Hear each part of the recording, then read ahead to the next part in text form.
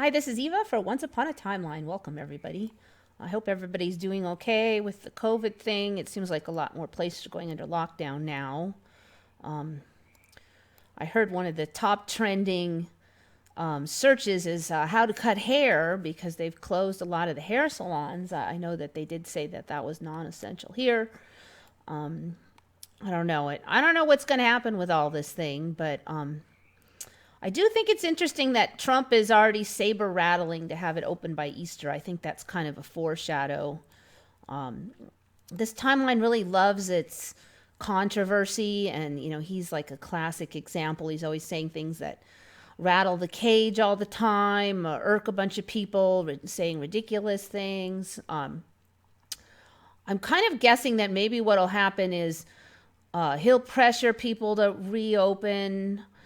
Then some lucky thing will happen, like maybe the sun will come out because it's been raining like crazy for weeks, and they'll say, "Oh, he got lucky, the sun, the heat, blah blah, whatever."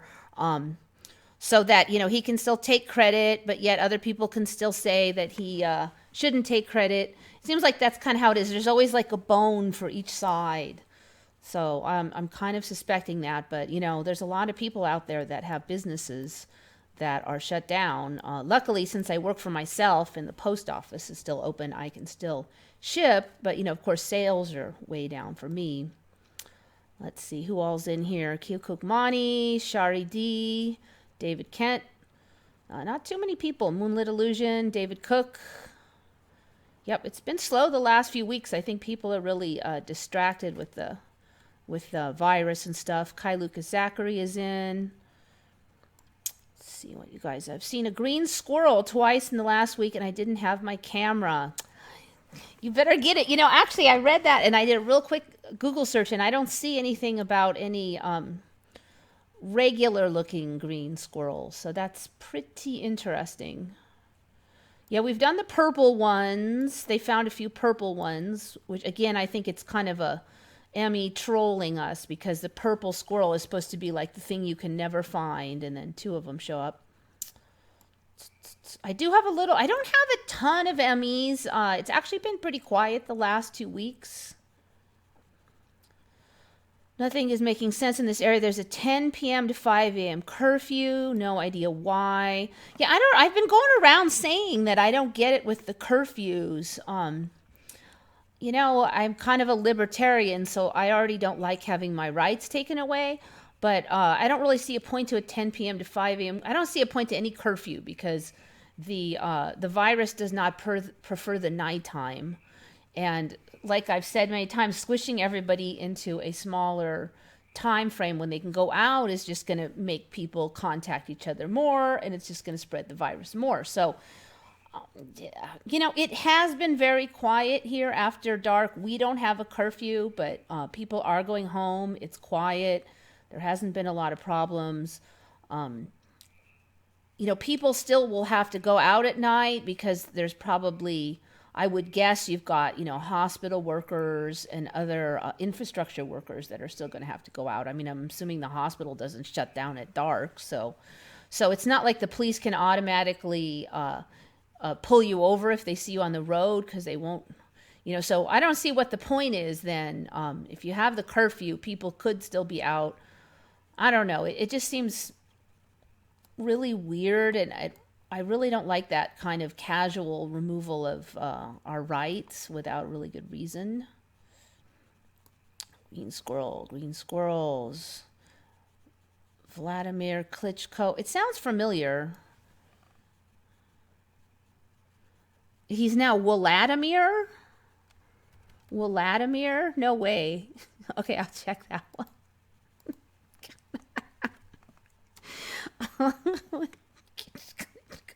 He is. I kind of know him. I know it wasn't Wladimir. Oh, yes, no. Yeah, okay, yes. I remember yeah, now I remember where I know from. I'm kind of a person who just remembers names even if I can't remember who it was. So he's Vladimir now. Yeah, that's a good find. Did you find that one or was that on one of the other shows?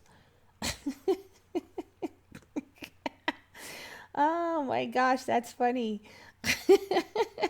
You know, that's one of those ones where I almost think that you're just making it up to mess with me. It's so funny. Oh my gosh. Yes, that one's a good one. Yesterday. Sorry, that is a good one. That is a good one. See, John Bernard Shaw is in. Silver Evi 5, you remember the W? Are you serious? Oh my gosh, you are from a different timeline. Dark Wolf's Den is in. Did you hear, Dark Wolf, that Vladimir Klitschko is now Vladimir? Check this out. I type in Vladimir, and the answer is he's Vladimir. I can't believe that. That's craziness. Vladimir. But Silver Evi 5 remembers the W. Oh my God, I can't believe it. Guy Lucas Zachary does not remember the W. I don't know, Silver. I don't know about you anymore. I can't believe you. I think you got the download because you're too close to boxing.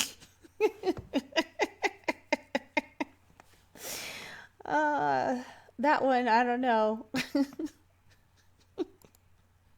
You know, there's no trace of the old one, too. There's no trace. I typed in V and I'm not getting it.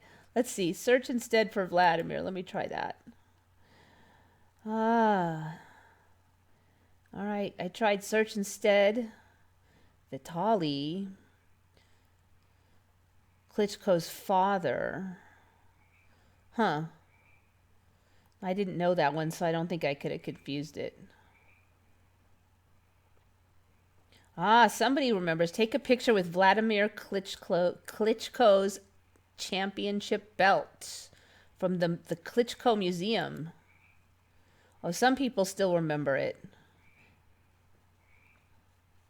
Yeah, there is some residual.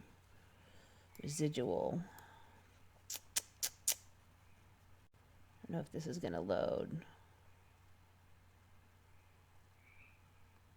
Nope, no, I'm not really seeing it now that I click on it. Oh.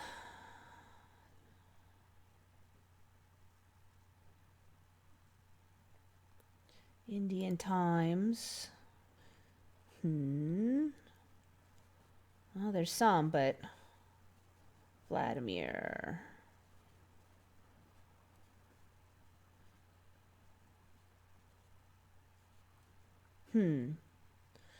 I don't know. That one's pretty weird. I don't know why it's so weird, but it's weird.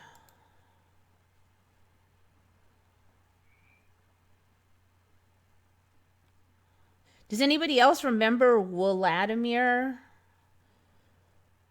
He is very famous in Germany. I know him and his brother. Really? I bet he remembers his name with a W. That's how it works. Just like when my username changed on Retcon, it didn't change to me.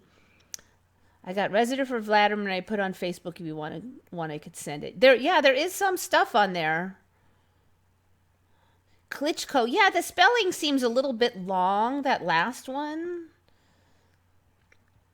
Like there may be a couple letters in there. I wouldn't swear to it though on that one, but Klitschko. It seems like there's like one or two excessive letters in there.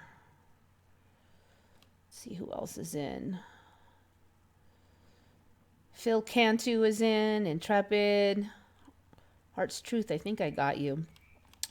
Okay, so the thumbnail. It's kind of hard to see on this thumbnail, but I saw this week several examples when they're talking about, we've talked about that vitiligo before, where there's like this weird coloration in humans.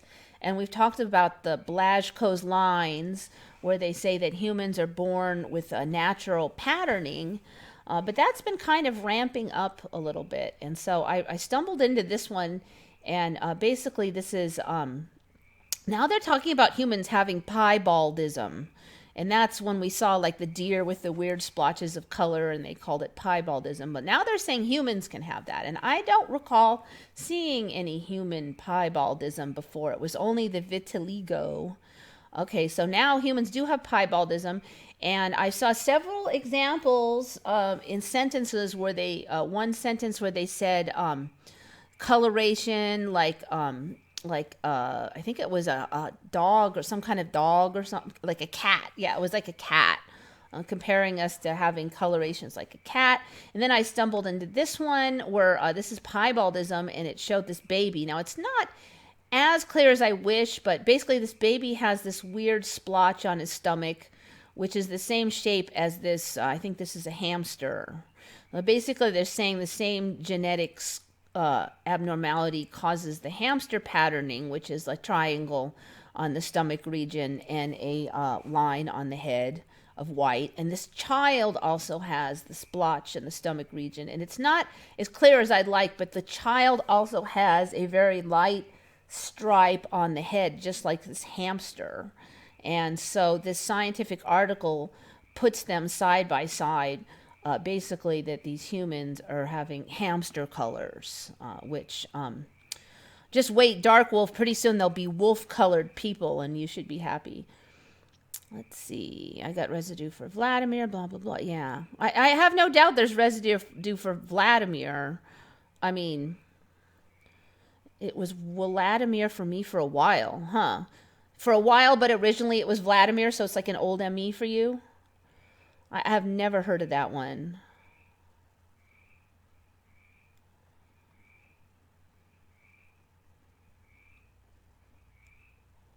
Yeah, no, see that child. That's why he's on there, because he's got the same colors as that hamster.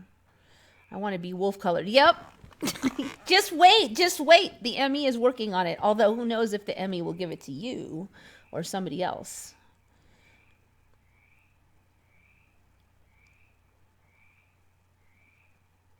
All right, so on to that. So we've talked about these Blaschko's lines or lines of Blaschko. One thing that I saw just this week is they're saying now that you can't see them with the naked eye, but you can see them with an ultraviolet light. And then they gave this picture. I've seen this UV light this week now. It's saying it all over the place. Even in the wiki, it says you can see it with the UV light. I swear that came out of nowhere. I never saw anything about it. So I do a Google looking for this UV lit Blaschko lines, and the only image I could find was this one, which is weird because basically this one is just this one. That one doesn't really show it as good as it could, but it's this one. This woman has chimerism, mosaicism, I think they're calling it. Basically, she's got genes from two different DNAs on her. And so you can see her Blaschko lines easily without any UV light. And it looks like they just took this picture and they put a blue filter over it, or greenish filter, to make it look like there's a black light. But so this is not showing up from any black light. This is just this picture with a filter over it. You wouldn't need a black light to see her lines because she has the chimerism. So what I'm trying to figure out is they're saying that you can see these Blaschko lines with the UV light, but I can't find any images on Google of said lines showing up with a black light. I don't have a black light here. I really wish I did. If any of you guys have a black light, see if you can see these lines, these Blaschko lines. So they would look like this, but not as easily visible. Oh, there's an interesting one.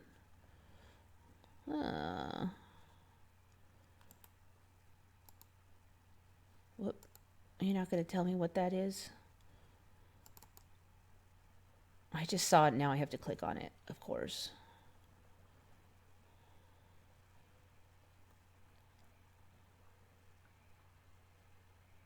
Huh. I guess that's supposed to be an embryo? Oh, well, whatever. All right, so people, if you remember the Blaschko line story, basically they're saying that we develop with a pattern of lines, but they're not really visible. But there's all these different patterns. Every time I look at the patterns, they look different. So there's like even this checkerboard pattern,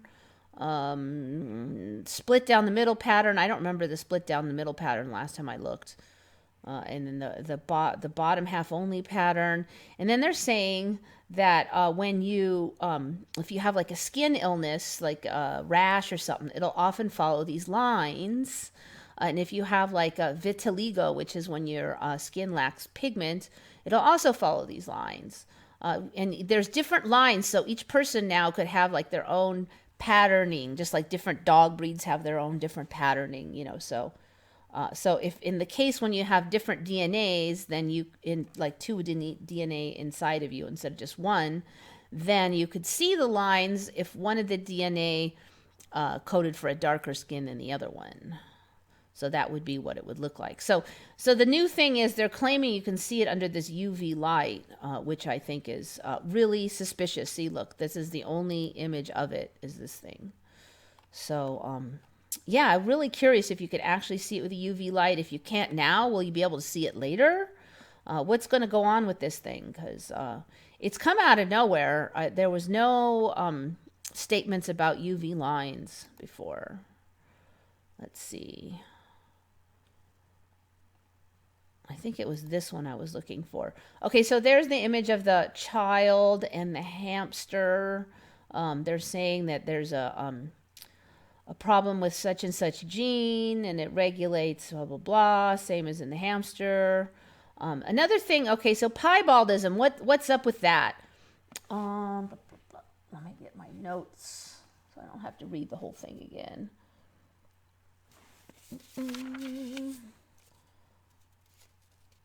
Okay, so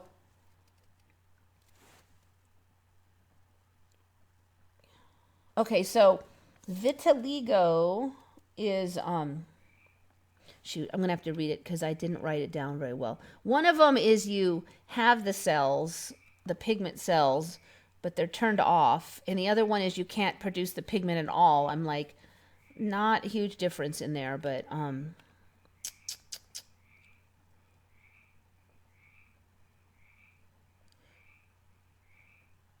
all right. The other thing they were saying about piebaldism is autosomal dominant genetic disorder. That means you only need one of the genes in order to show it. It is dominant over the other.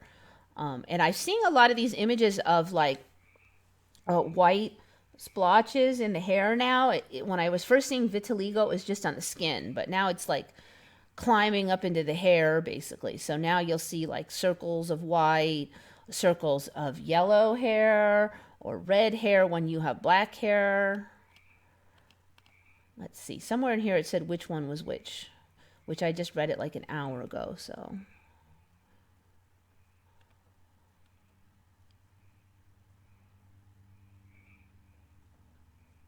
All right, so piebaldism, localized poliosis, which is depigmentation of the hair, and congenital leukoderma, white patches on the skin due to lack of pigmentation. A white forelock, section of white hair above the forehead, is common manifestation of piebaldism.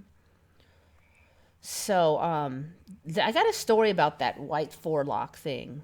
Forelock. Interesting word for a human's hair.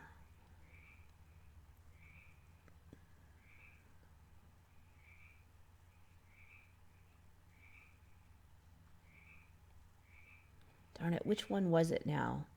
Somewhere on there they said one versus the other.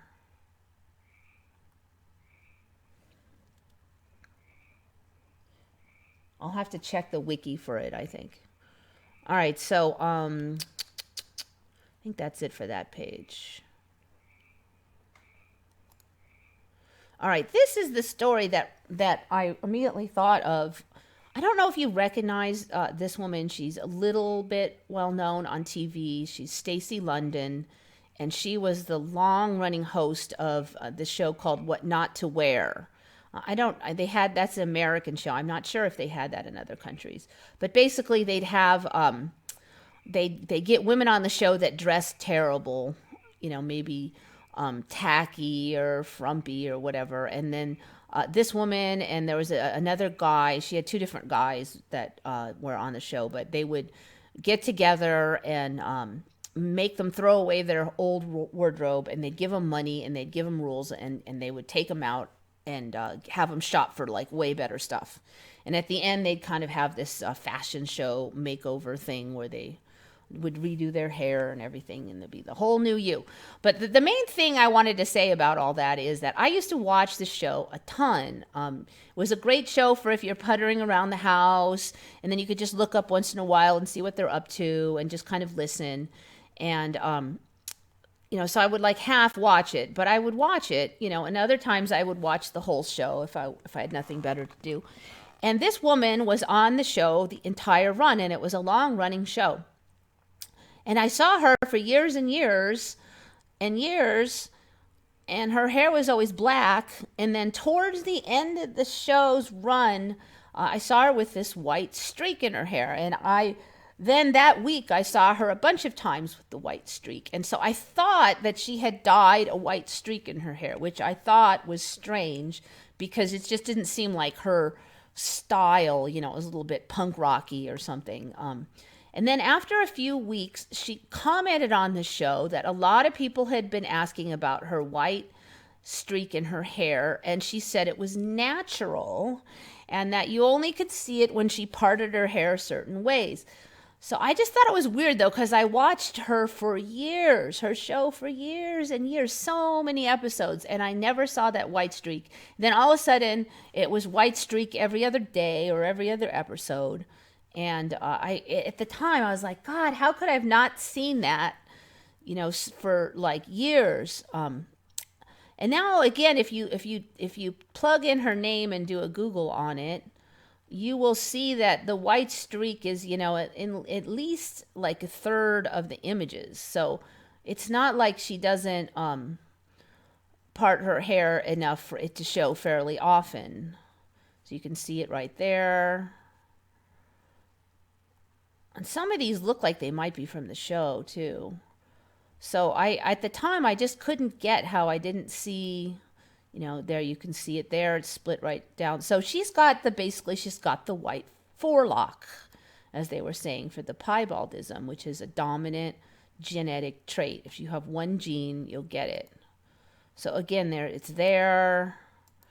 I guess I kind of thought maybe she was always parting her hair weird for like the entire time, but then she didn't seem to indicate that at all on the show. She just, well, maybe you saw a few shows and I had it parted the other way and you didn't see it, was her attitude. And so this one you could see it, that one you could see it. So anyway, I think she might have been like kind of an early ME for me. It was about 2012 when I saw this white streak suddenly on her hair. I think it's interesting that she mentioned it on the show very shortly after I noticed it. There's the streak again. I mean, if she parts it in the middle or off to the side, you can still see it. Only if she parts her hair way over there do you not see it. So anyway, I think that was an early one for me.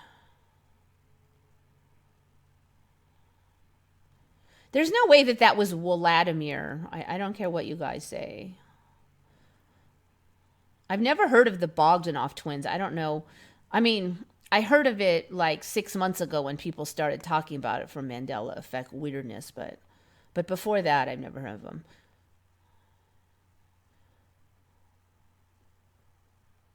They got all mutated or something. They look really weird now. Bogdanoff twins. Let's just go on there. See if they still look as bad as last time I saw them.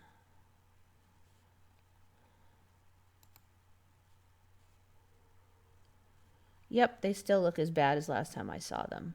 If anything, they look worse. Don't they look maybe a little bit worse than last time? The story of France's heartthrobs turned whatevers, I don't know.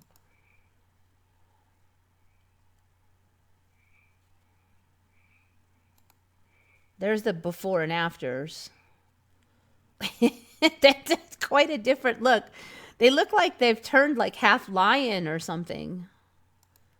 It's definitely a weird look. So that was them before. Yeah. I don't know. I don't know. This timeline is weird. All I can say.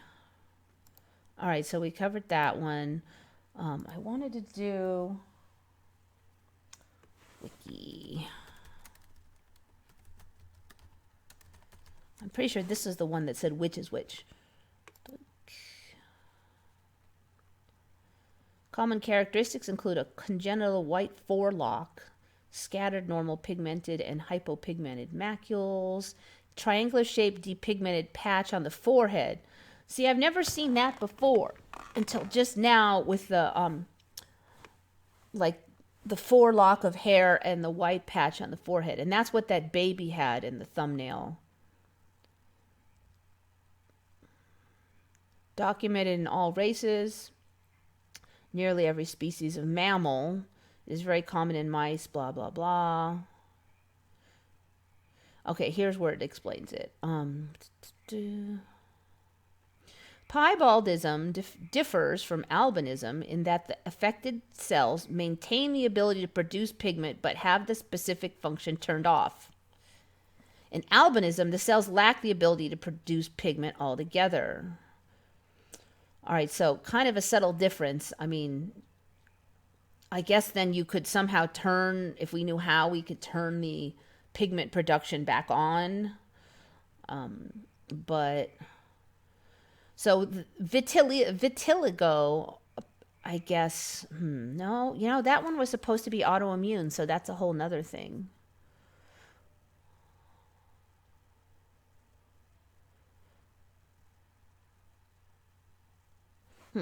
So I'm not sure what the difference between vitiligo and piebaldism is. Maybe they're saying vitiligo is autoimmune, but piebaldism is not autoimmune. That's probably the difference. So if you type it in,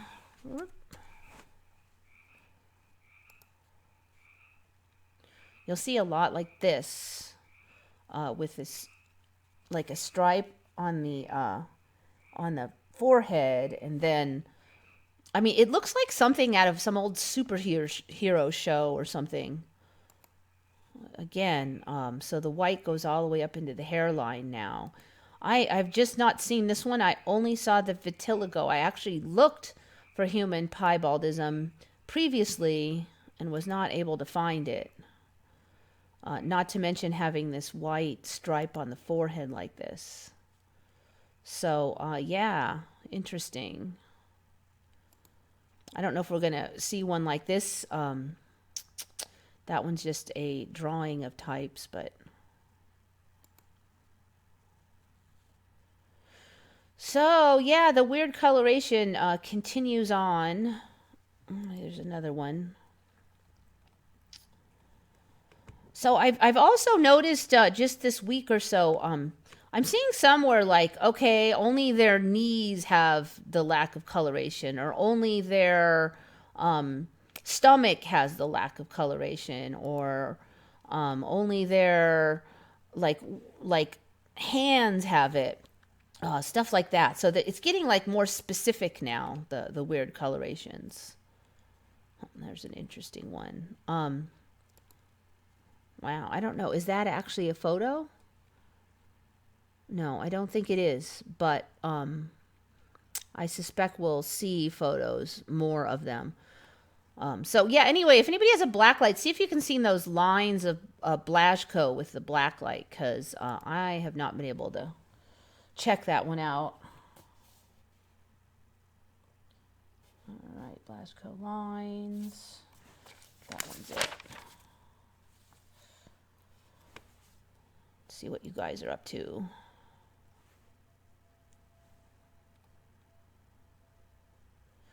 What's weird about the French twins? Yeah. No. Obviously, you have not seen their latest incarnation.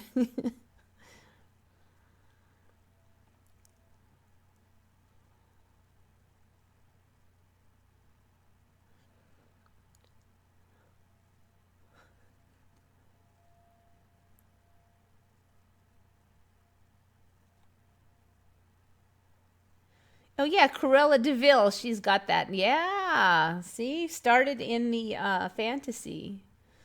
Cruella. Let's see.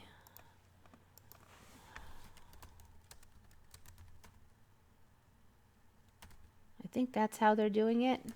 That's I'm trying to remember. I know the spelling changed. Oh, she's got the split. Yeah. Well, we're getting that now, though. It's coming. Cruella will get her. I have seen some where it's like half and half, kind of.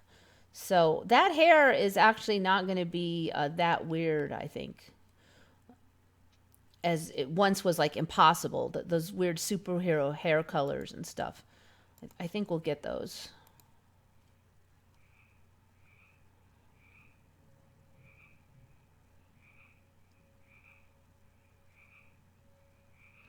Yeah, the weird thing about those twins is they were good looking before. You know, I mean, like, if they just aged normally, I'm sure they would have looked quite good.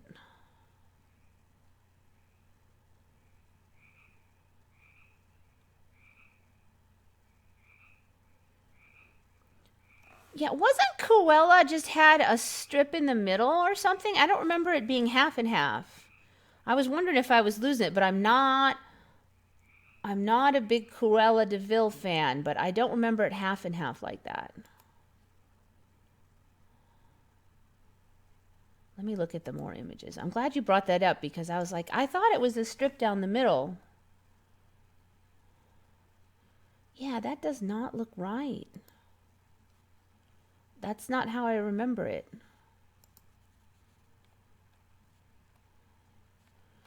Let's see. Costume. Of course, there's her spelling of her name is Deville, all squished together now, and I don't remember it that way either. Nope.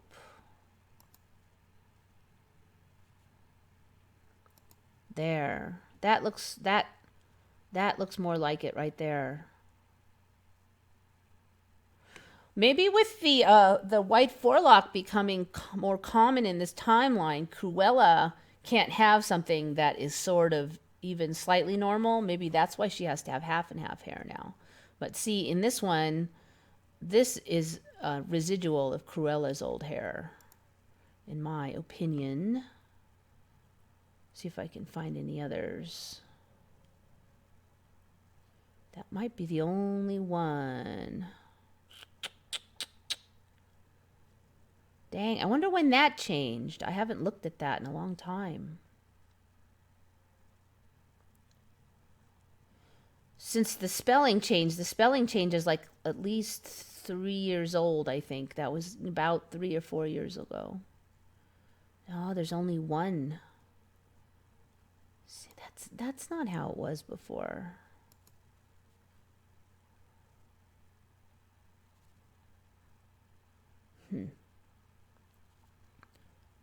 Interesting. Does anybody else remember the one stripe of white hair instead of the half and half?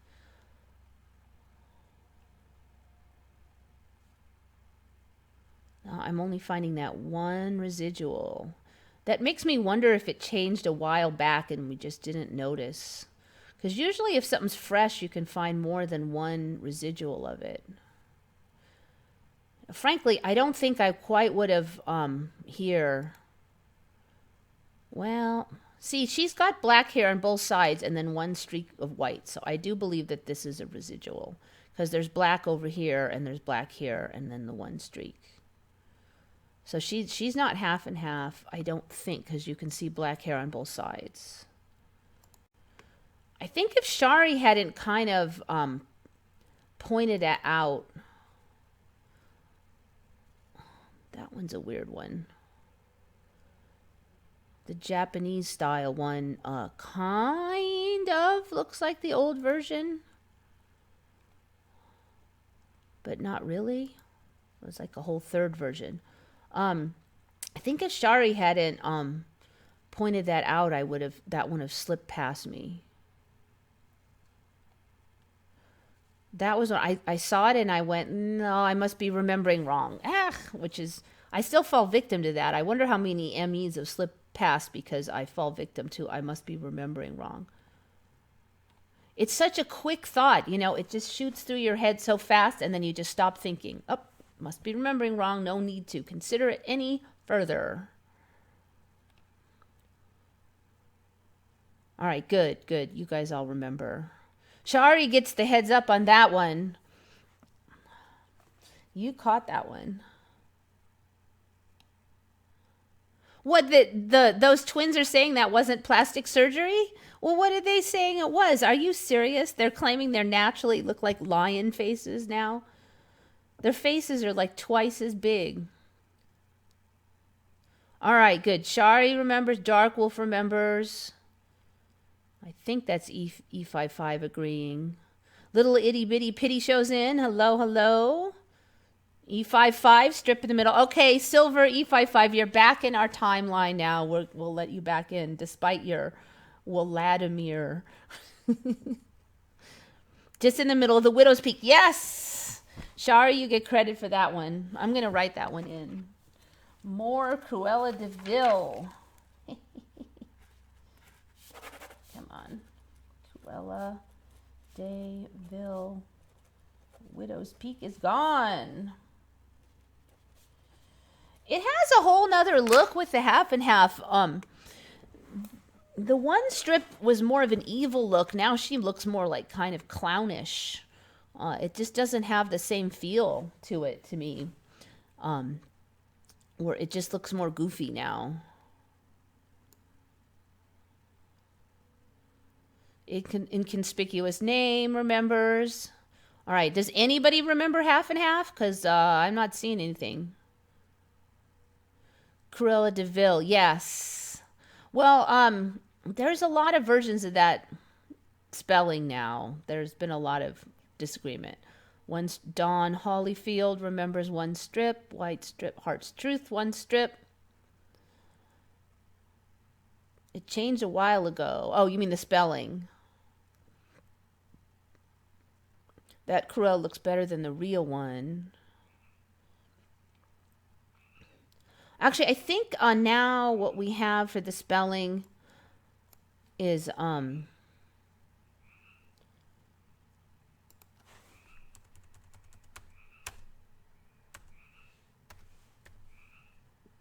yeah, see there, I'm pretty sure that was my timeline, but it's now like a combo one.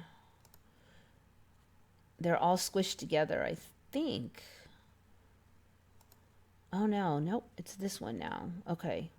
Dang, I don't know. This one's making me a little crazy because I think for a while it was DEVILLE with no space, and then there was one with the LE, and then there was a space, and then there wasn't a I think that one has flipped around a number of times. Cruel Devil. So it's supposed to be a combination of Cruel Devil.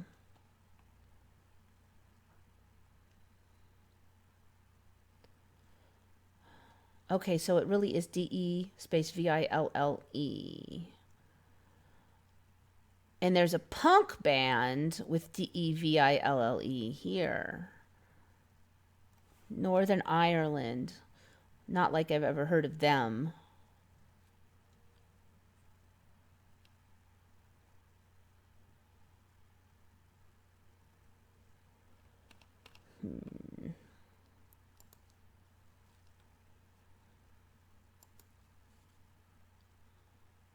The hair is also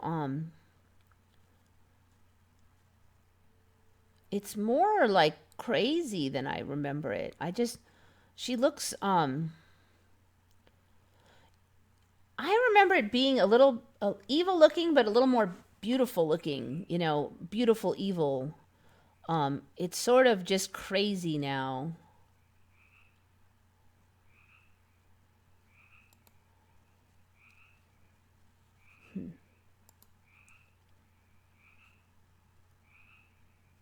The cartoon one, I barely recognize that person.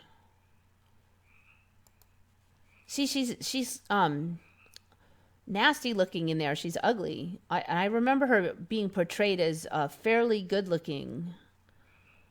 She didn't have this funny bangs thing. She looks like a dog in there, literally like a shaggy pooch. And I don't remember her looking like that at all. I remember her looking more like evil beauty kind of a thing. So, actually, that one's flipping me out the most. I don't remember that.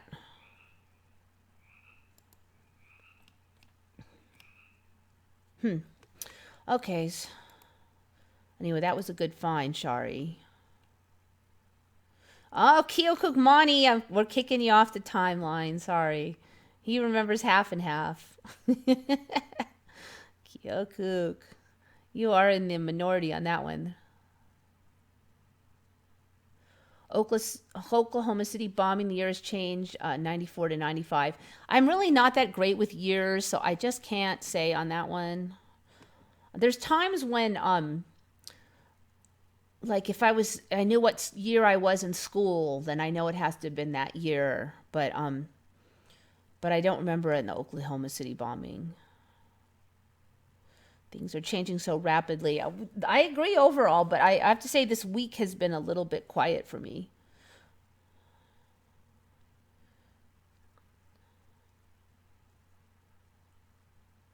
The changes are so obvious that even the non-affected ones are noticing them lately. Really, which ones are they noticing? Just curious.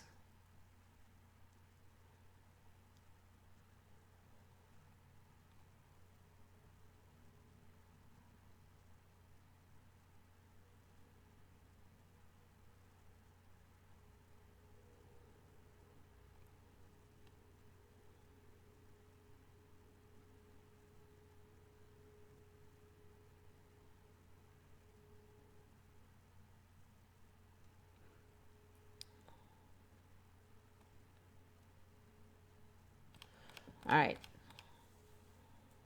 Vladimir one. Yeah, I'm sure a lot of people should notice that one. Vladimir. That is so weird that if his name was really Vladimir, you would never forget because you'd be like, what kind of name is that? I actually remember weird names better than I remember normal names. If your name is John or George, I have a heck of a time remembering because it's just like too normal sounding.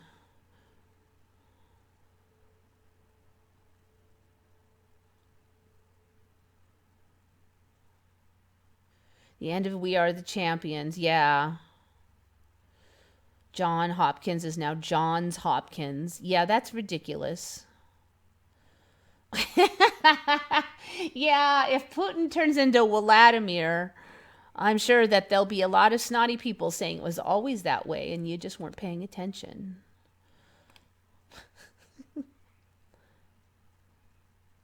All right, so where are we here? All right. Something a little lighthearted. Somehow I missed this. I think it must have, I wasn't in this timeline when this came out. This is another example of the Mandela trolling us, I swear, because apparently a couple years ago it was brought out that the planet Uranus smells like farts. And I'm like, come on now. No, it's like they didn't know that until 2018. Uranus, and it wasn't going to be any of the other planets. Oh no, it has to be Uranus. Is home to fart-smelling clouds. Clouds of hydrogen sulfide spreading into Uranus's upper atmosphere. That's the gas that smells like rotten eggs or someone passing gas. Yes. I'm sorry, but that is just too stupid sounding. It was actually somebody saying this world must be fake because, in what world does Uranus happen to smell like farts? CDC. Oh no. What does CDC stand for? Center for Disease Control. Is it that not anymore? Is it not that? Let's see. CDC Wiki. Is it not Center for Disease Control? Centers for disease control. Oh yes, I do remember that. That Mandela. Now that you mention it, centers. Yeah, I do remember hearing about that. There's an S on it. When was that? Like 6 months ago or something? Somebody brought up the CDC.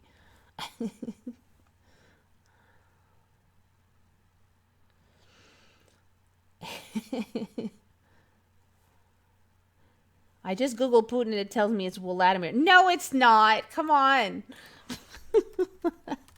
It is not. I'm going to kill you. I think I just saw it. It was not Vlad. Yeah. Still V. He's still got a V. It's not Vladimir. Not yet. Just give it time. I'm sure the trolls will tell us that Vladimir was never even a word.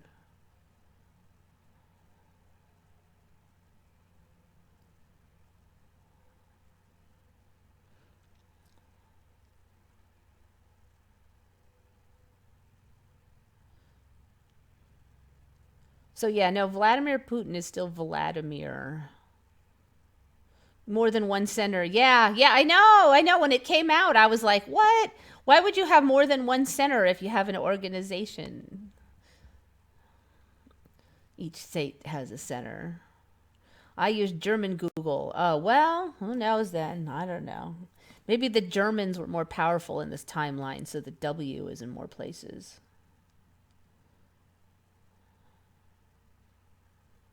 Does the Stern startup dates change for everyone? I don't know if it keeps changing, but it sure as heck is much earlier than my original timeline, because they weren't even around when the World Wide Web was formed for me. They formed to do the Hadron Super Collider, which is now the Hadron Super Collider.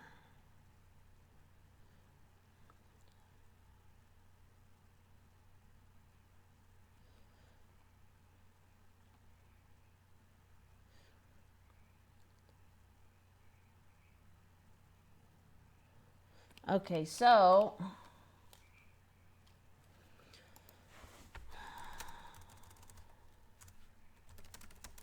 I had to have some virus stuff in, of course.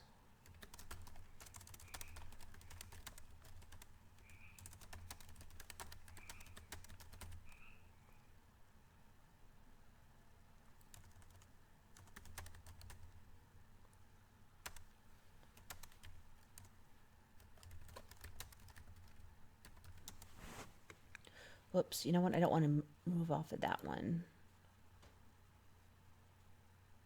Ooh, I spelled it wrong. That is not how you spell Vladimir. All right.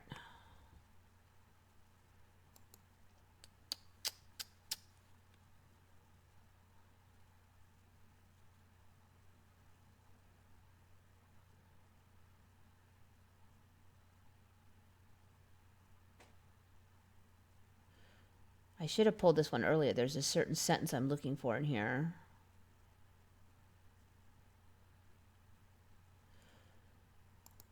I'm going to do a cheat and see if I can find it this way.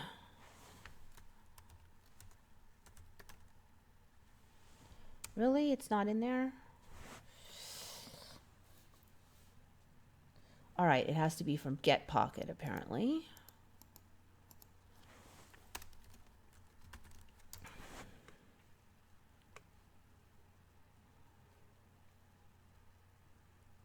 Oh, weird.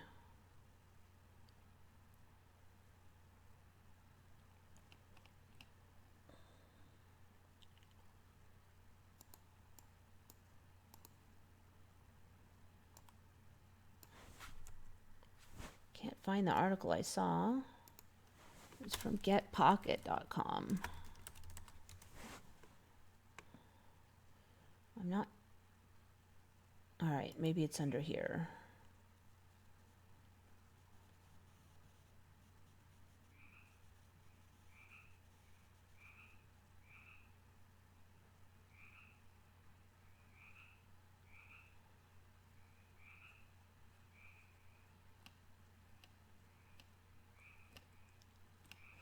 Dope.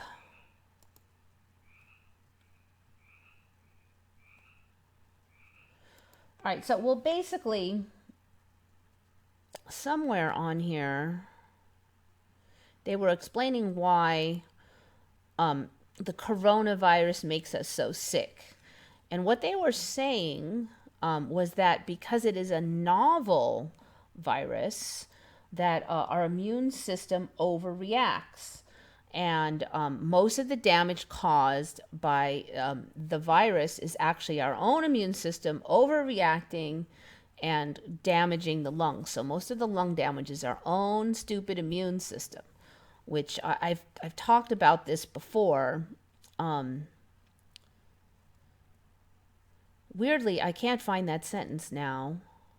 It was originally on getpocket.com. I tried to type in novel.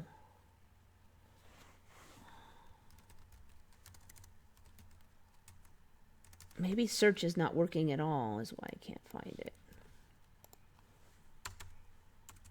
It looks like Olive search won't work on here. Okay, virus is on there.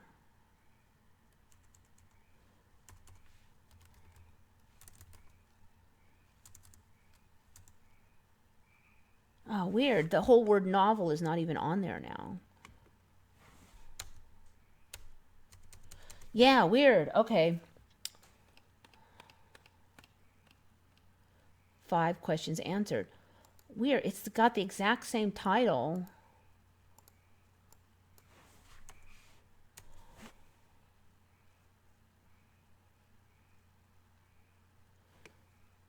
Novel.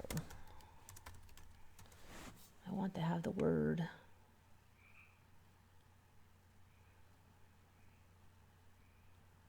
Wow, weird. Okay. I don't know if that article has disappeared off the face of the planet. It's been rewritten. It's got Mandela.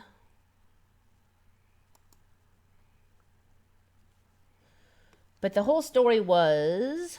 Ooh, this one looks really familiar. But I can't look at it without signing up.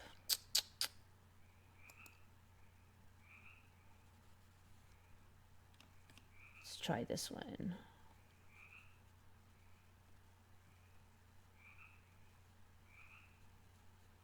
All right, this is the article I'm looking for.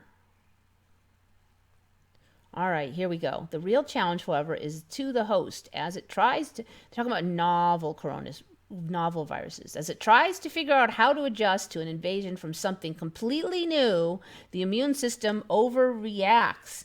This is what makes the host sick. It usually isn't an advantage for the virus to make people sick. It's an accident of the host's immune system overreacting to something that it doesn't recognize.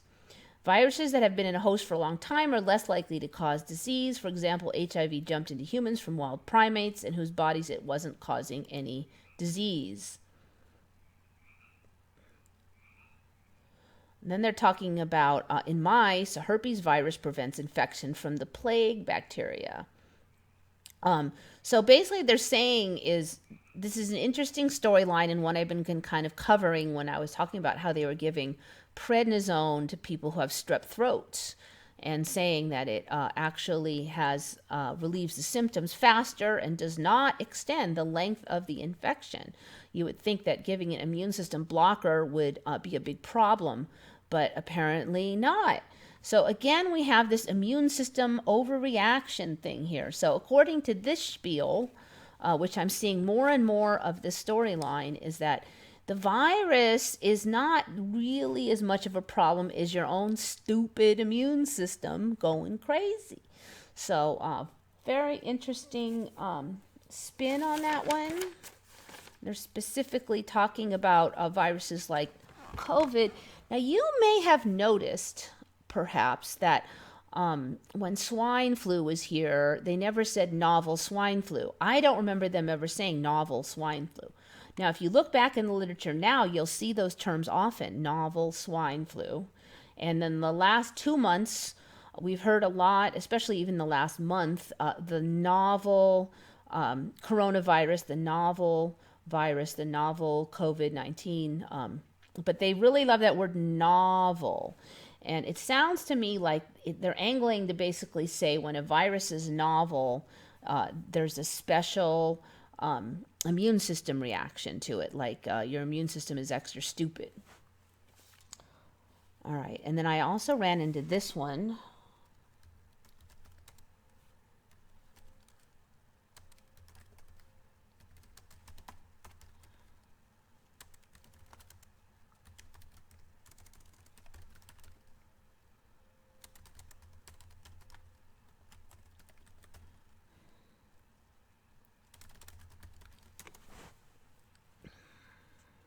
All right, this is the right one here.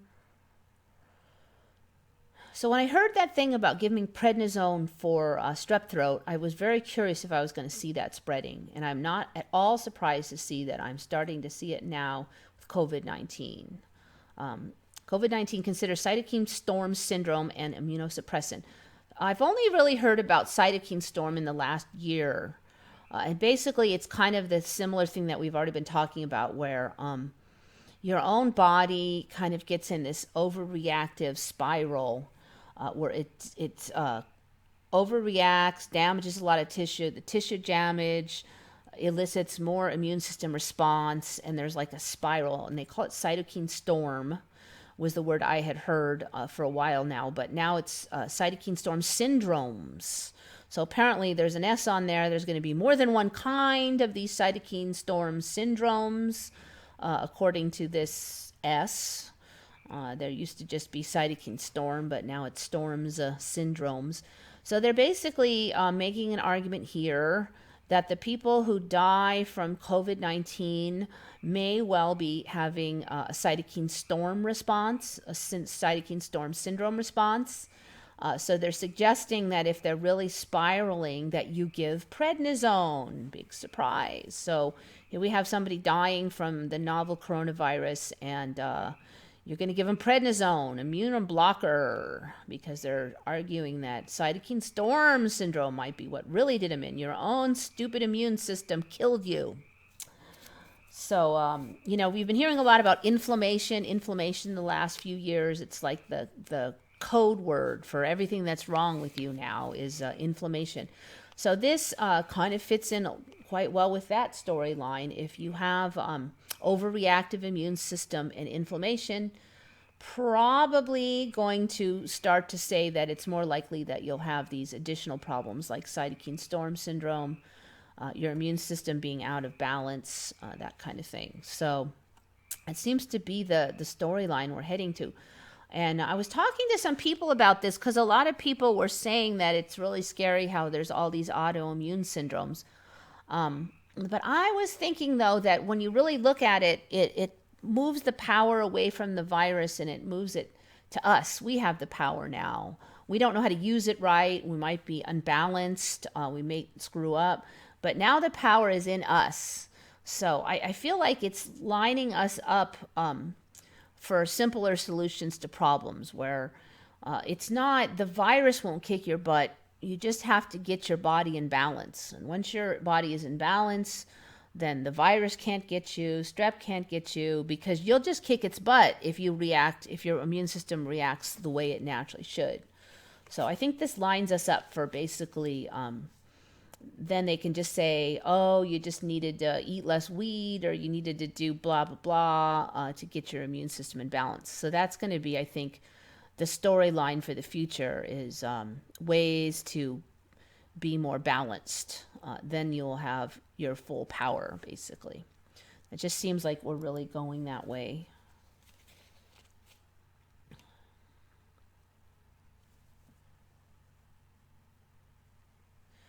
Seeing videos I know have seen being claimed to be newly posted. Yes, I've seen that with some of the, even a couple years ago when I used to follow certain YouTubers pretty strictly, and I knew everything they had up, and then they'd post this one and I thought they were reposting it and it would be new. Often it was a little bit different than the one I remembered, though.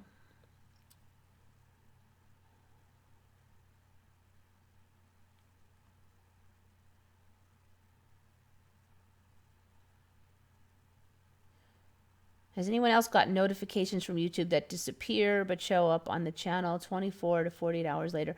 I don't get a lot of notifications. I finally turned them all off. And they're terrible with them anyways.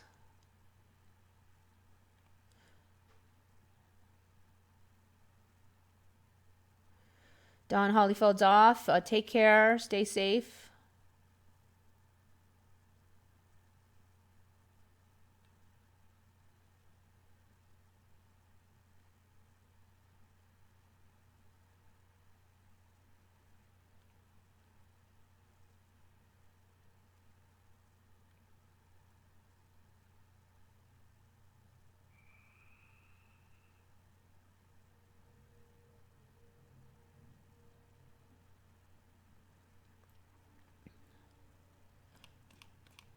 All right.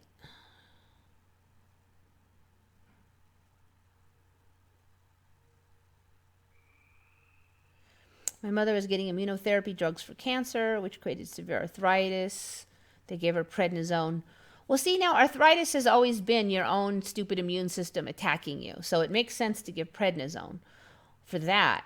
But it never, in my old timeline, when a virus was attacking you, the last thing you would do was weaken your own immune system because you wanted that immune system to be kicking that virus's butt. So it's just a new timeline thing now. The new story is the virus doesn't kick your butt. You kick your own butt because you overreact from the virus. I guess it would be like if there was a mosquito on your leg and you smack your leg so hard that you injured either your hand or your leg. That would be the kind of response they're kind of describing now. With our own immune system. Like you couldn't swat the mosquito properly. All right, got that one.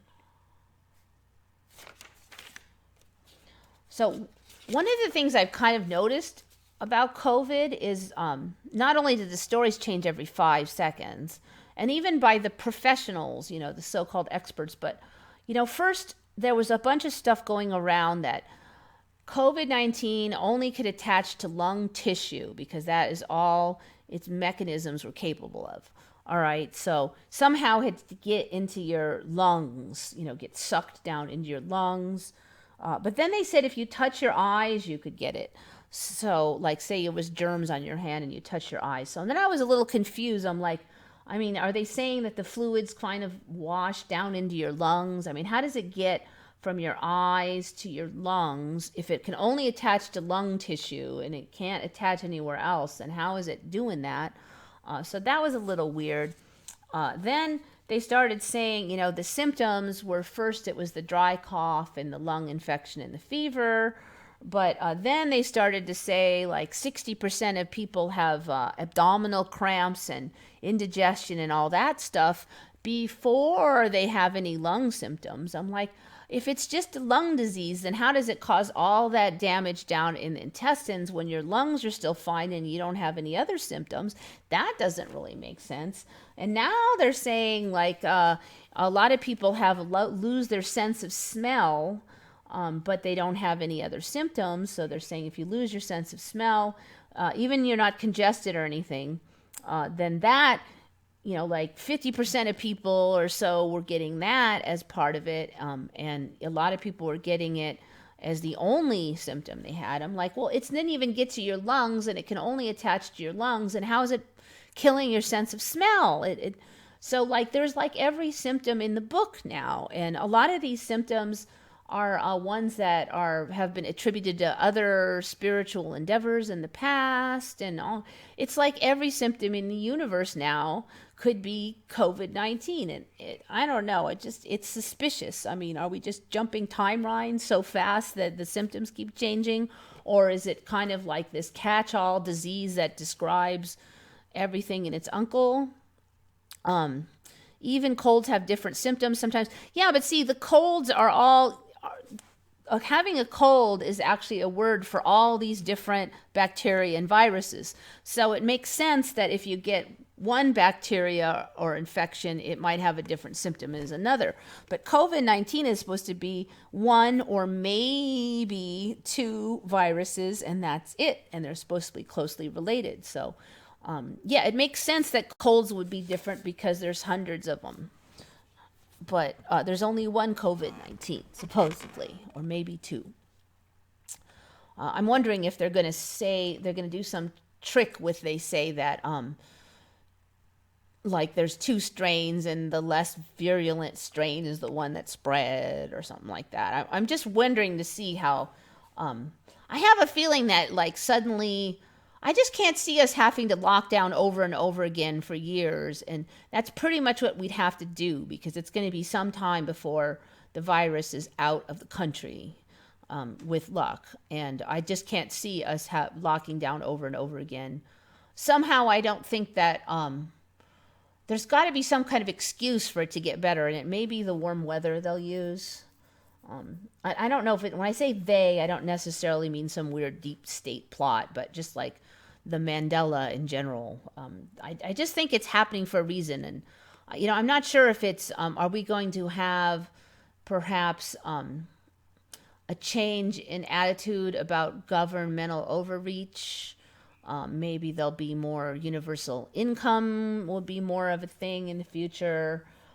There's definitely some kind of shift that's occurring, and I think that this COVID has something to do with it. Probably people experiencing shift sickness, some people leaving the timeline maybe. The ones that stay here might have some changes in government structure. That's just my guess, I don't know, but it just kind of feels like that's how it's going.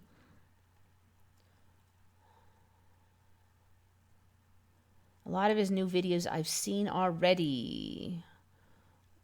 Oh, you didn't say who it was, though.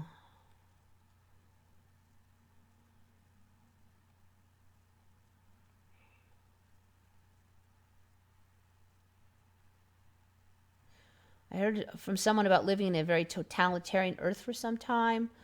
Yeah, I don't know. I mean, we could shift in and out of it. And I've said before, it might be that there's, 10 different major timeline offshoots from here. And maybe, some you get universal income, and in some you get a totalitarian permanent lockdown, or who knows what else. So, think really hard about what timeline you want to go to. That's my suggestion. Well, a lot of people scare themselves to death with illnesses, so it makes sense. Yeah, Phil, that is a good point. How much manifestation happens just by them talking about the virus coming to get you for 3 or 4 months? I mean, you're basically telling people there's a horrible virus before there is a horrible virus. Is that part of the development of the horrible virus?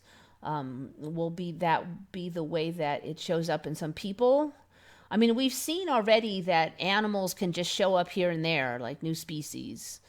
They're just suddenly there in your yard, and you never saw them before. I mean, it might be a big assumption to assume that this virus really actually spreads the way they claim it does. Maybe no virus is spread that way. Maybe they manifest. We've seen so many other things manifest. So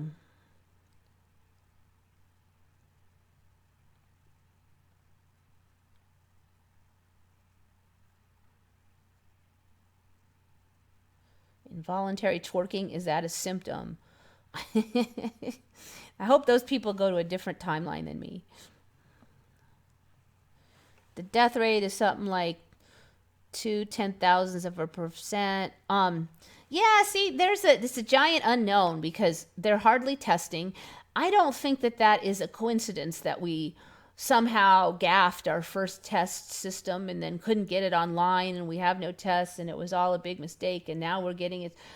Just it was just too coincidental. I think that's part of the whole schema of whatever the Mandela or whatever is happening, because without testing, then we're not able to determine the death rate, because 99.9% of the people who have symptoms and try to get in the hospital are turned away, and they can't get a test. So nobody knows how many people. So there could be, for every one person that goes to the hospital, there could be 300 people who don't go and never show up there. And the death rate could be, tiny. Or it could just be 50 people who don't go, and then the death rate could be 2%. So it can spin anywhere from here because we have not enough data. So anything could be true in all the different timelines. I'm starting to suspect when everything is not enough data, it leaves it open to go in a lot of different directions. And there's a lot of weird stories now. I'm starting to hear the story about there being two versions of the virus. A lot of people have been talking about how they already had a really nasty lung infection, flu, like 3 months ago, 2 months ago. Somebody I know had a really nasty one like 2 months ago when the virus is still supposed to be only in China. And he's a person who never gets lung infections, and he had it for like weeks and weeks. And ironically, the cat, at the same time my friend had it, the cat had a nasty lung infection, and he's never had an illness. And we got medication for him, and it didn't do anything. And then we put him on like the cat version of prednisone. I think it's called prednisolone. We put him on the cat prednisone, and he got much better, and then he was fine. So I don't know. I mean, why has everybody had the nasty lung infection 3 weeks before COVID-19 comes to town? I don't know. It's weird. Coronal mass ejections from the sun. People have made a lot of statements about the corona, like the crown, it's the deep state. But corona is also, it's also affiliated with kind of heavenly ideas too. So it could go a lot of ways on that interpretation.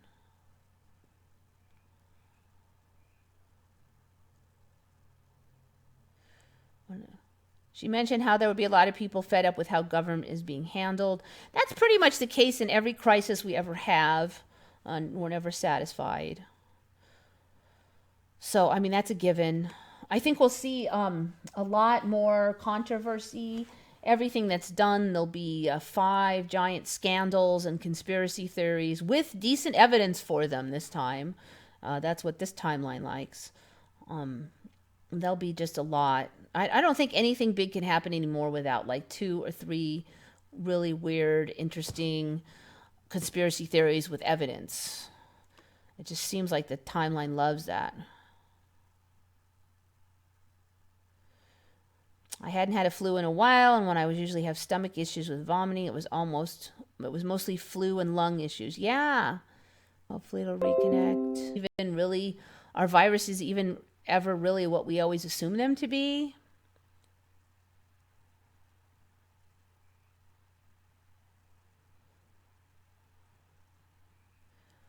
I had corona before Christmas. It's still in my lungs now. Yeah, there's people who were coughing for like 3 months over their lung infection. Like my friend went to the hospital and they said, "Oh, just take some decongestants." I'm like, "Dude, you've been coughing your lung out for like, the kind of cough where it really sounds scary kind of cough, for months." I remember telling people this one's special. Remember who gave it to me, and if they were in constant contact with world travelers. See, there's already starting to be this rumor that maybe a different strain of COVID-19 was already circulating that was not as aggressive. I've heard that. Some Chinese were saying it, like actual researchers, not just, rumor mill. So I'm just kind of waiting to see how this all spins out. I think there's going to be a spin on it that might be interesting. And maybe it depends on what timeline I go to as to what spin gets spun. So Senator Rand Paul got tested positive. I mean, there's been like 20 more celebrities tested positive. Apparently, if they sneeze once, they can get the test. People are, of course, having a giant cow because this timeline has stuff that even pisses off the regular person. Conspiracy theory is us, is this timeline, because you're already seeing it. People complaining. Everybody and their uncle have kind of noticed that all these famous people got the test. No problemos. The young, healthy, not very sick people all managed to get the test, yet pregnant, sick, almost dying people at the hospital, normal humans can't get the test. I have heard they're saying blood group A gets it easier, and it was a pretty big margin too. Gets the COVID easier and is more likely to die from it. That is one thing. This blood group thing is more common in this timeline, I think, too. I think it was a Chinese research study. They basically crunched the numbers, blood groups versus who got it and who died.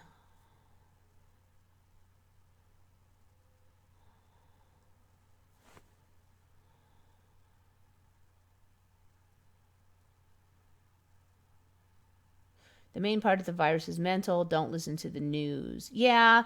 And there's always like every year there are people who get the flu and die and get pneumonia and die. So if you just went around every year and interviewed all those people, you could say that there was a viral pandemic every year. So, it's tricky. It's tricky.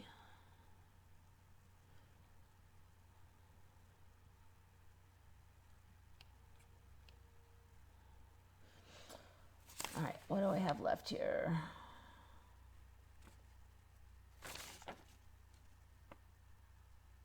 All right, almost done.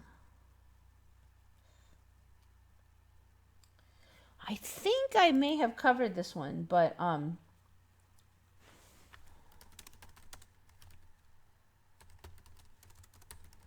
it's gotten more extreme since then. Phenomenal.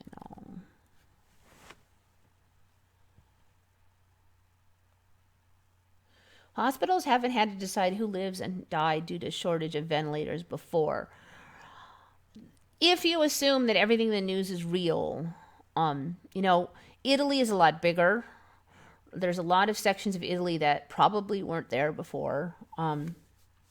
So there's a small area of Italy that they're saying has this bad problem. We haven't had a lot of interviews from that region.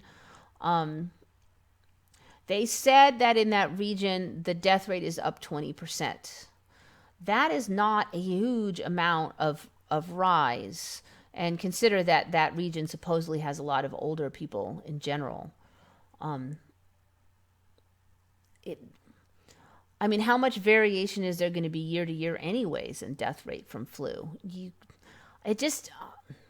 I'm looking at the numbers and I'm suspicious. I'm just suspicious on that. And also consider this, that most hospitals run at about 80% capacity on a normal season. There's not a lot of room, and that is part of the problem. So if you just have a little uptick in sick people, boom, you're out of space. They're a business, so they don't make money by having a lot of extra space and people and paying extra people. So one of the problems with capitalism is basically decisions are made on a profit basis to keep prices down, and sometimes that's good, but sometimes they won't buy any extra of anything. There's not going to be any extra N95 masks, that kind of thing. So it doesn't take much. That's why this can be so easily a disaster, because it takes only like a tiny little uptick in the average number of people going there to overrun the hospital.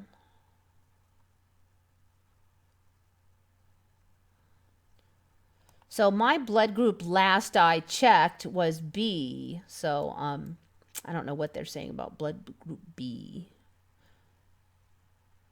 We're still under the lockdown here, so I still go to work because it's just me. I work by myself, so I don't have to contact anybody.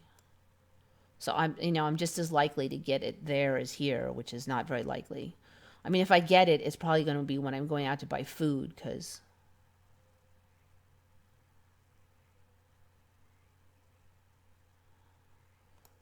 I really do think, I personally believe that when your time is up, it's something you choose deep down.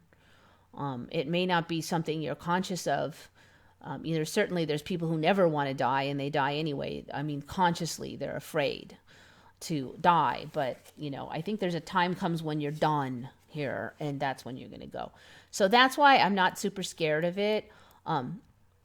Ironically, I'm more scared of like pain and suffering than death. The idea that I would get it and I'd be all miserable for weeks.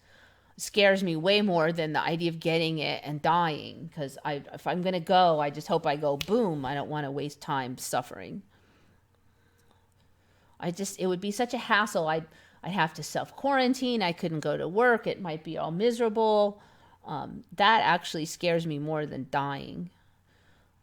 And like, it would be a fairly miserable death, because I mean, I had asthma for a long time, and not being able to breathe really sucks. So I don't want to do that again.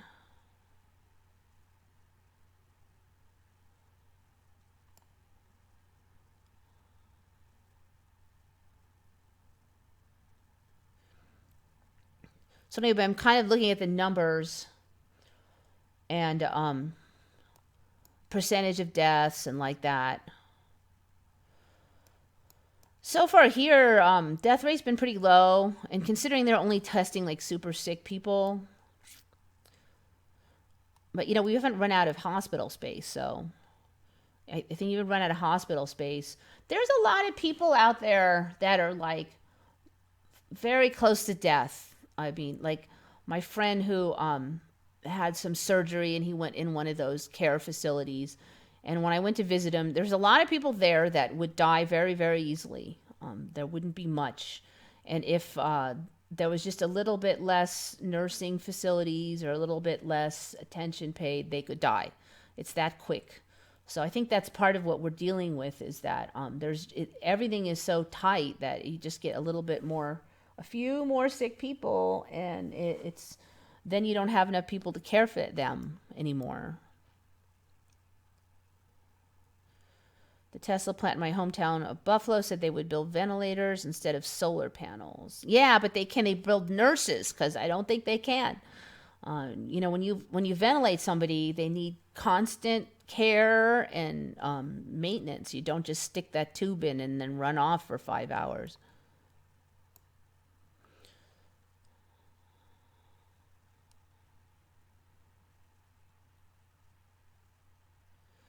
Yeah, see, the thing with my blood type, it's tricky, because my mom always told me I was a type O.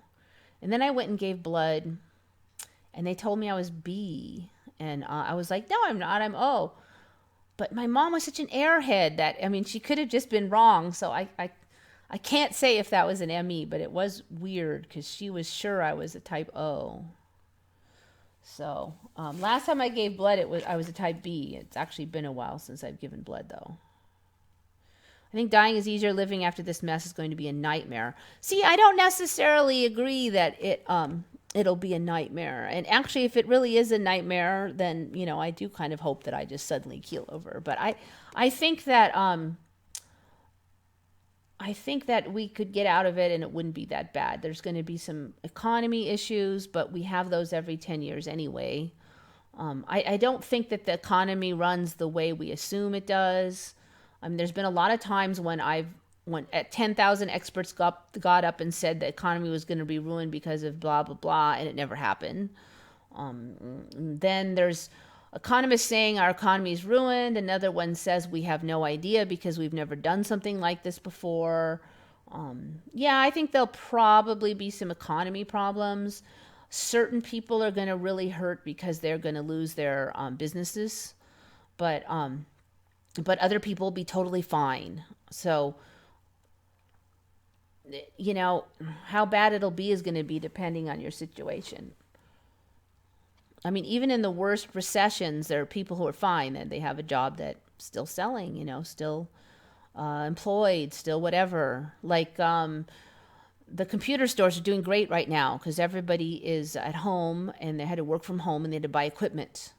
So, and Amazon's doing great, Probably all online sales will get kind of a semi-permanent boost from this, too.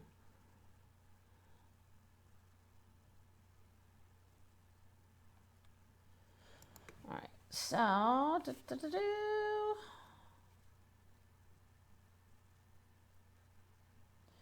Okay, so I was going to talk about Airglow. I think I've covered this like maybe a year ago, but it's gotten more extreme. It's these weird colors things at night. So basically, Oh, that's weird. I click on this. See, all these colors are supposed to be in the night sky sometimes, caused apparently by the atmosphere. It's almost like a light version of the aurora now. Look at all these colors. I was talking about this last year, but it was not nearly so extreme back then. Of course, they're going to say that this is all, part of it is camera exposure, but all of these photos all at once are getting more and more colorful. The amount of color in there is jumped. So it's called Airglow is what they're calling this. See, I have not seen this kind of images. Scientists have finally solved the mystery of bright nights. So I'm going to have to click on that. The bright nights phenomena, where the nighttime sky is inexplicably bright enough to read a book by, even without moonlight, has been puzzling scientists for centuries. Now, just a couple years for me. But why? But we must just have a solution to the. We might just have a solution to the mystery. The effect has created a slow-moving, high-altitude atmospheric waves merge together and amplify the light from naturally occurring air glow gas atoms that aren't usually visible. Gas atoms, huh? So air glow is caused by gas atoms that aren't usually visible. And then when slow-moving, high-altitude atmospheric waves merge together, they amplify that air glow light that isn't usually visible. So this whole thing is new for me. Bright nights started about two and a half years ago. Airglow, that started about a year ago. As far as seeing the colors on the images on Google. Don't panic if you've got no idea what we're talking about, though. Bright nights have always been rare occurrences and are hardly ever seen today due to the effect of light pollution. What a reversal! What a reversal! You can't see the bright light because a dimmer light is blocking the bright light? That is the story? You can't see bright nights because of the dim nights? That makes no sense at all. The dim nights, air pollution is blocking your vision of the light. Oh my gosh. That's so wrong. Okay, so I guess the story is, recently the story was light pollution was causing the nights to look lighter. But now this story is that the nights used to be even brighter looking, but light pollution is stopping it from happening. See, I don't get how light pollution would stop the atmospheric waves. Events of extreme brightness. I think we're going to be getting some of these, perhaps. Bright nights only occur once a year in places where they are noticeable and you need a clear moonless night. Bright nights only occur once a year in places where they are noticeable. Scientists think that for every 7 nights out of 100, there's a bright night somewhere on Earth. All right, so let's check out Airglow again.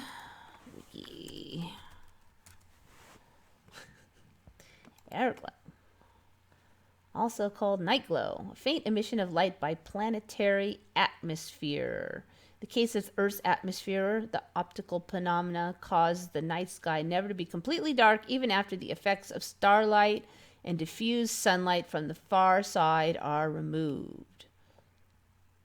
First identified in 1868,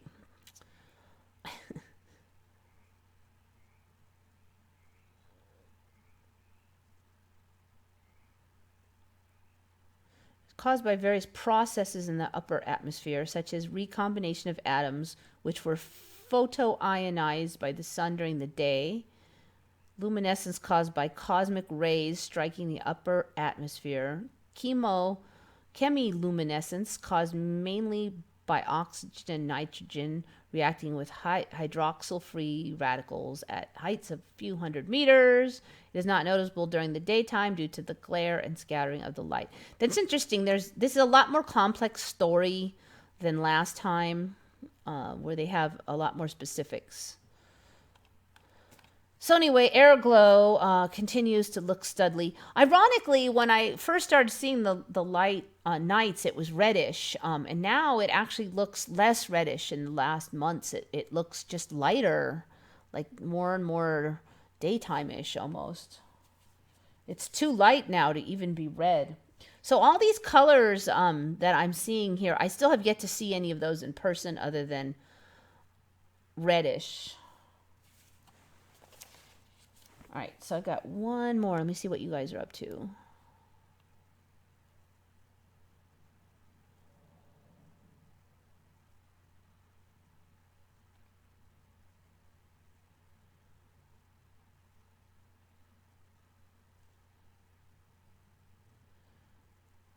Vladimir Putin.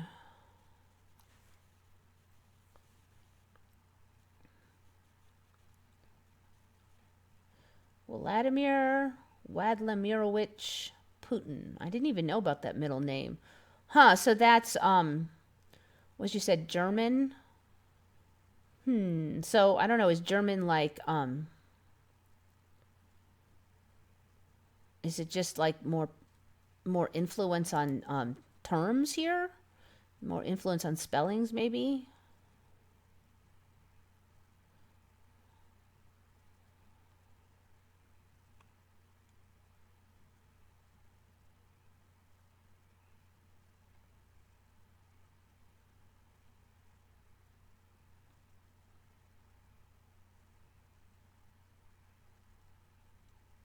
All right, so one more.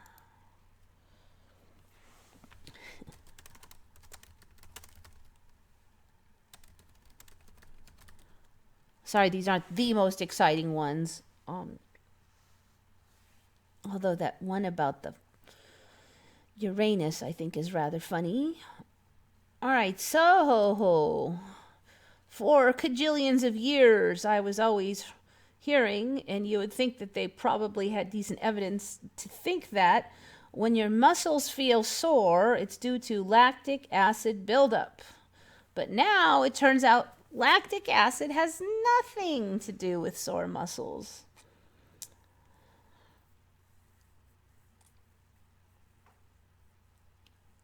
Let's see, where is it? Blah, blah, blah. All right, I'm going to have to see if I can find it with the search. Lactic. DOMS is often mistakenly believed to be caused by buildup of lactic acid, but lactic acid isn't involved in this process. So, why did we all just mistakenly believe lactic acid had to do with it? I don't know. Ooh, that's it. I swear there was more.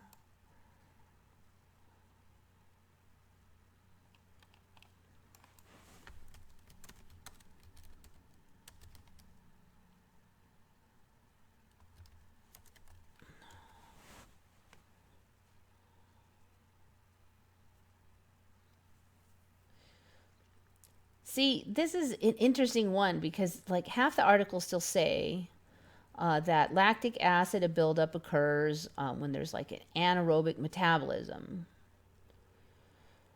And they've got all the details. And then there's these other ones that are like saying that it was all just an old wives' tale. There was never any evidence for it. Let's see if I can find some of those.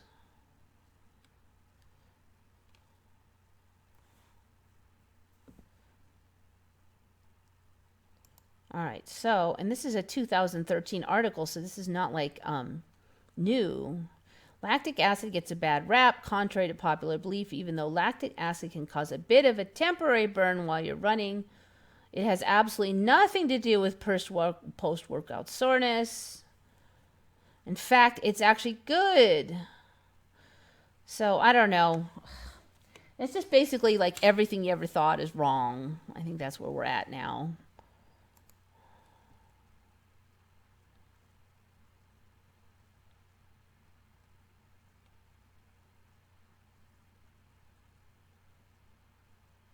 Does anyone else remember birds tweeting at 2 a.m.? You know, there was a big spate of that about a year ago when it was starting to get really light out in the middle of the night. The sun was like looking really bright really early, and there was all these birds singing, and they seemed like they've chilled out. So it was like even the birds were confused. But there are a few birds that supposedly always chirped in the middle of the night, but I never had any of them here. And like a year ago, they were chirping their little brains out in the middle of the night because when you look out the window, it looks like the sun was coming up. It was so light. And it's still like that, but it seems like the birds have figured it out.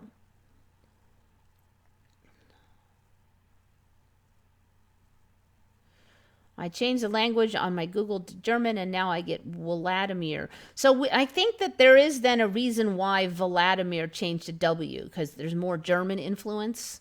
So it's not totally random as much as it looks ridiculous.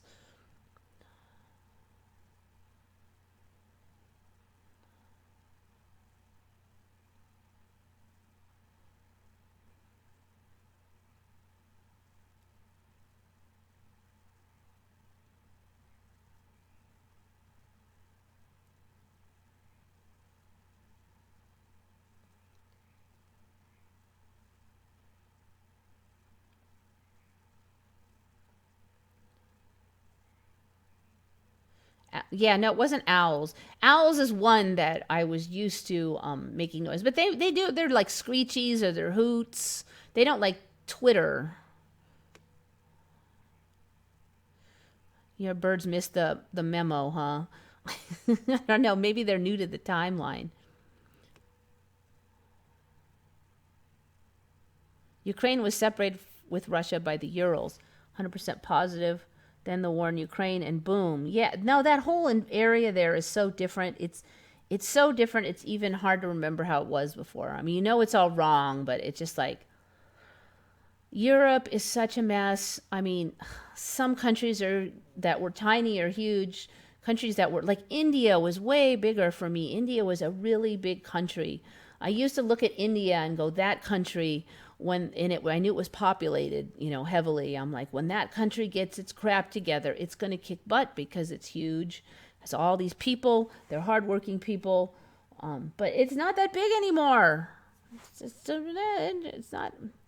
It was freaking huge. And now, like, Saudi Arabia is monstrous. That was a tiny little country. I mean, not tiny, but it wasn't big. All right. Well, anyways, I didn't have that much to cover.